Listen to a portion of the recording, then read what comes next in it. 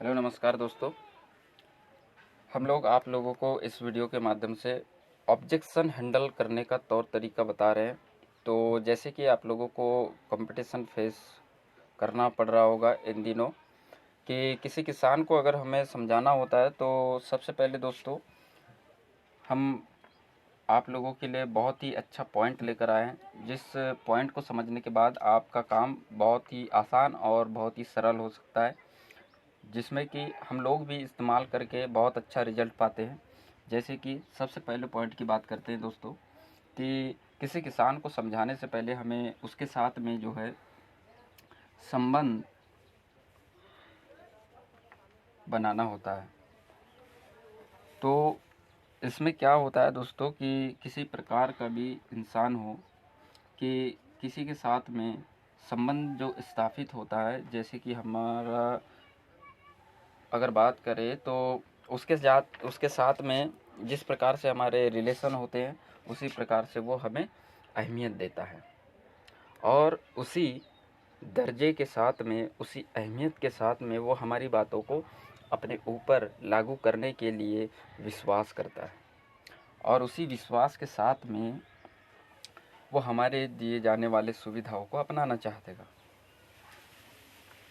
तो second point है दोस्तों कि अगर जब आपका उस किसान के साथ में संबंध अच्छी तरह से बन जाता है, आप बना लेते हैं, कि आपका सवाल होगा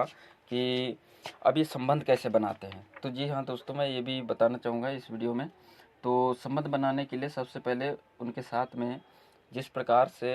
हम किसी दोस्त से दोस्ती करने के लिए इस्तेमाल करते हैं, किसी बड़े बुजुर्ग का मान सम्मान और आदर सत्कार का इस्तेमाल करते हैं, और बाकी के जिन लोगों के साथ में जैसा हमारा रवैया होता है उस हिसाब से हमारा उसके साथ में रिलेशन तैयार करना होता है, संबंध बनाना होता है। जब ये संबंध बन जाए आपका, तो दूसरा पॉइंट आता है दोस्तों उसकी रुचि को पहचानना होता है कि उसके इंटरेस्टेड पॉइंट क्या है, उसे चाहिए क्या, वो चाहता क्या है। तो बात हो रही है किसान की, तो हमें ये बात को ध्यान में रखना होगा कि उसकी ज़रूरतें क्या क्या हैं। तो जिस जिस प्रकार की उसकी ज़रूरतें होती है, उन्नत फसल,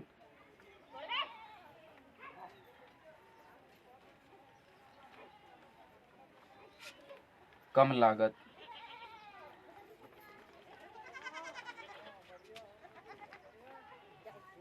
कम मेहनत, और भी अन्य प्रकार के ज़रूरतें होती है, जिस ज़रूरतों को वो व्यक्ति किन्हीं दो रास्तों में से किसी एक रास्ते पर चलकर प्राप्त करता है, हासिल करता है। जैसे कि हमारे सामने सवाल आता है कि वो दो रास्ते कौन से हैं, तो बताना चाहूँगा सबसे पहला रास्ता आता है दोस्तों किसानों के लिए रासायनिक खाद का,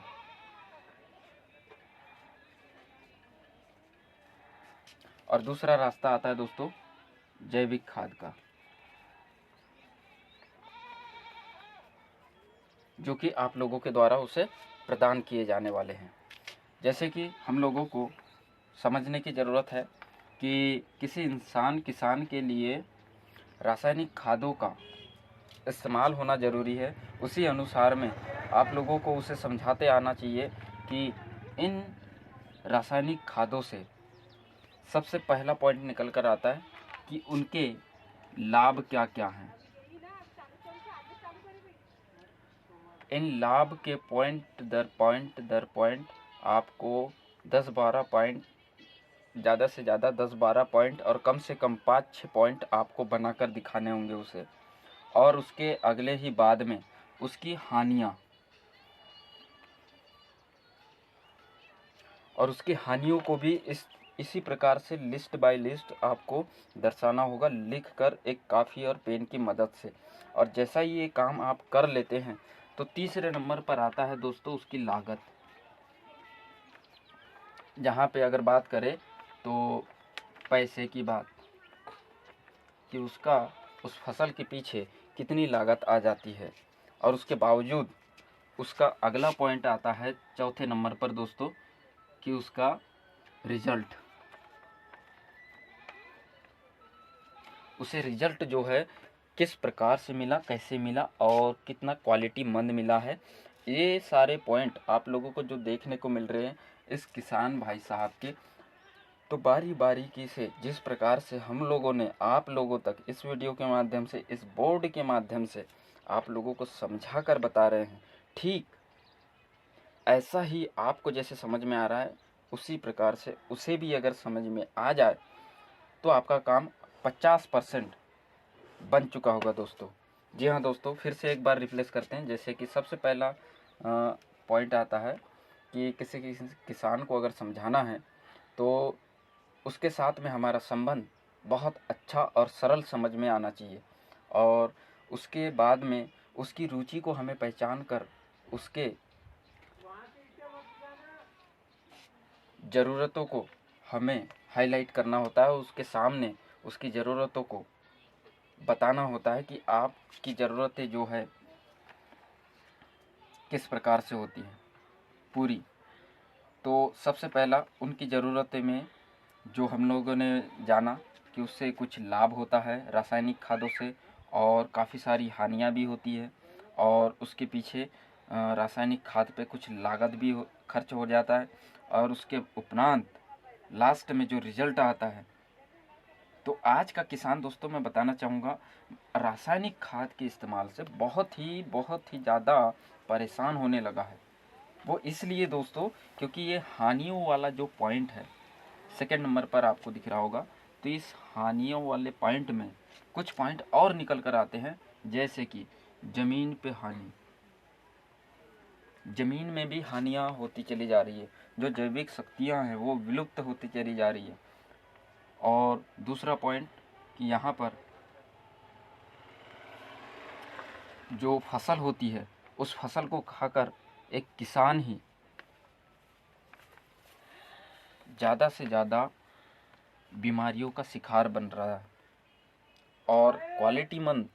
फसल न होने की वजह से उसके दैनिक जीवन में इसका बुरा असर पड़ता है। और कुछ पॉइंट अगर बनाकर देखें हम लोग तो उस फसल को जो मार्केट में कुछ किसान ऐसे भी होते हैं जो कि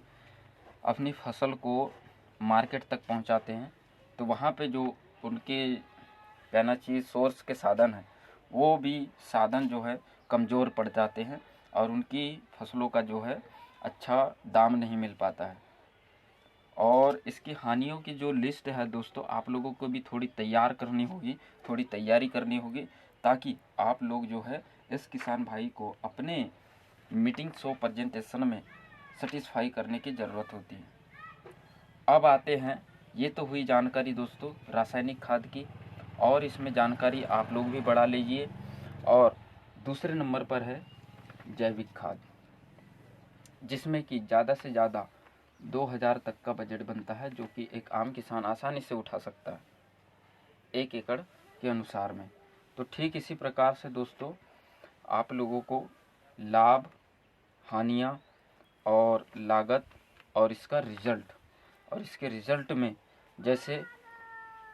आप लोगों को हानियों की जगह सुधार की भी उसे अवलोकन कराना होगा, बताना होगा, समझाना होगा कि जैसे एक जैविक खाद को अगर हम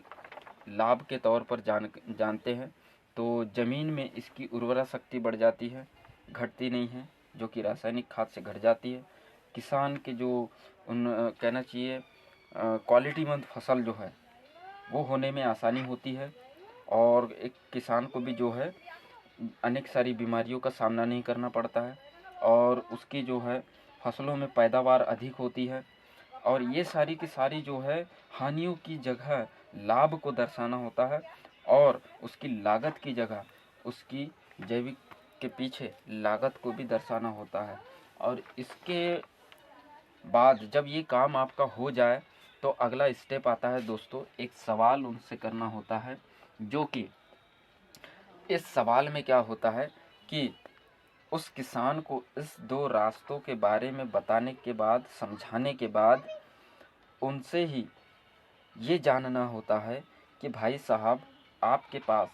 ये 2 जब रास्ते हों तो आप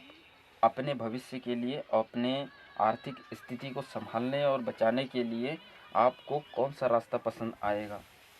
ठीक इसी प्रकार से जब उसका जो जवाब होगा, जी हाँ दोस्तों, आप जो चाहते हैं वही उसका जवाब होता है। तो बस देर न करते हुए इन चीज़ों को थोड़ी समझने की कोशिश कीजिए। बहुत ही आसान और बहुत ही सरल है। कुछ चीज़ों का हमें ध्यान रखना होता है, बाकी काम सारा का सारा हमारे अंडर कंट्रोल में होता है। बाकी आप लोगों को समझ में आया होगा। तब तक के लिए अगले वीडियो का इंतज़ार कीजिए। धन्यवाद।